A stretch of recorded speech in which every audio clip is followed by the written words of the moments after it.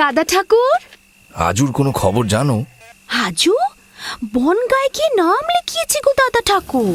কি বলছো? হাজু বেশ্যাবৃত্তি নিয়েছে।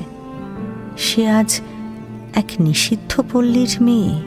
ও জ্যাঠামশাই, আমাকে চিনতে পারলেন না? আমি আপনাদের সেই হাজু। আসুন না আমার ঘরে। না না না, এখন আর সময় নেই বুঝলে।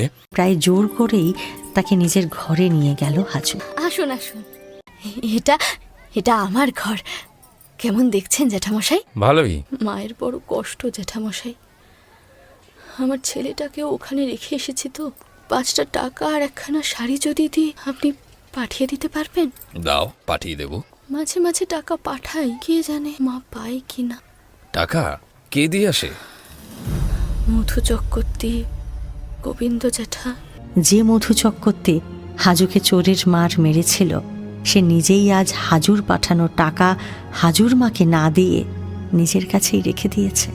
ভিখিরি মেয়েটাকে যারা দূর দূর করেছে, আজ সেই গ্রাম বুড়োর দলই তার যৌবনকে মেখে খাবে বলে রানাঘাটেও দৌড়োয়।